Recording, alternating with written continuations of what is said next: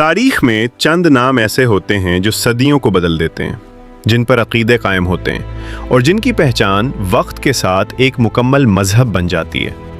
لیکن کبھی کبھی تاریخ کا سب سے اہم سوال سب سے زیادہ نظر انداز کر دیا جاتا ہے، یسوع حقیقت میں کون تھا؟ اگر میں آپ کو بتاؤں کہ یسوع کبھی عیسائی نہیں تھا، وہ کبھی چرچ نہیں گیا، اس نے کبھی نیا عہد نامہ نہیں پڑھا اور اس نے کبھی عیسائیت قائم کرنے کا ارادہ نہیں کیا، اگر یسوع آج کے چرچوں میں داخل ہو تو ممکن ہے وہ خود کو اجنبی محسوس کرے، کیونکہ یسوع یہودی تھا، وہ یہودی انداز میں جیا اور یہودی ہی کی طرح مرا۔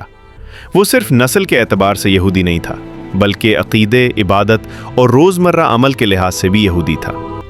8ویں دن اس کا ختنہ کیا گیا، اسے یروشلم کے مقدس ہیکل میں پیش کیا گیا۔ وہ سبت کا احترام کرتا تھا، وہ فصح مناتا تھا، وہ تزیت پہنتا تھا جیسا کہ تورات میں حکم دیا گیا ہے۔ یہ سب اتفاق نہیں تھا، یہ اس کی شناخت تھی، حتیٰ کہ اس کا نام بھی اس کی اصل کہانی سناتا ہے۔ یسوع ایک یونانی نام ہے، اس کا اصل نام یشوع تھا، ایک خالص یہودی نام جس کا مطلب ہے خدا نجات دیتا ہے۔ لوگ اسے ربی کہتے تھے، یعنی استاد۔ اس زمانے کی یہودیت کوئی ایک عقیدہ نہیں تھی، بلکہ ایک مسلسل مکالمہ تھی۔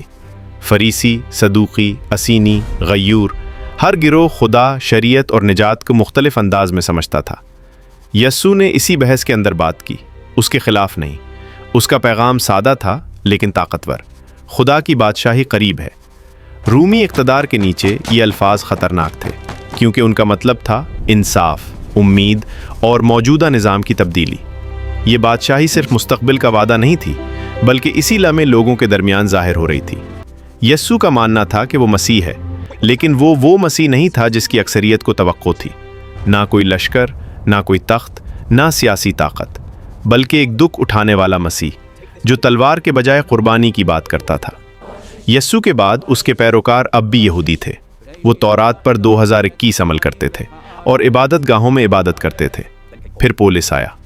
پولس نے سکھایا کہ غیر قوموں کو یہودی بننے کی ضرورت نہیں، نہ ختنہ، نہ سبت، نہ شریعت کے مکمل احکام۔ 70 عیسوی میں روم نے یروشلم کو تباہ کر دیا، ہیکل مٹا دیا گیا، یہودی عیسائیت ختم ہو گئی اور غیر قوموں کی عیسائیت تیزی سے پھیلنے لگی۔ یسوع اصلاح چاہتا تھا، لیکن وقت کے ساتھ ایک نیا مذہب وجود میں آ گیا، اور وہ مذہب آخرکار یہودیت کے خلاف بھی کھڑا ہو گیا۔ اس حقیقت کو سمجھنا ایمان کو کمزور نہیں کرتا، بلکہ اسے گہرا کرتا ہے، کیونکہ سچ یہ ہے، یسوع یہودی تھا۔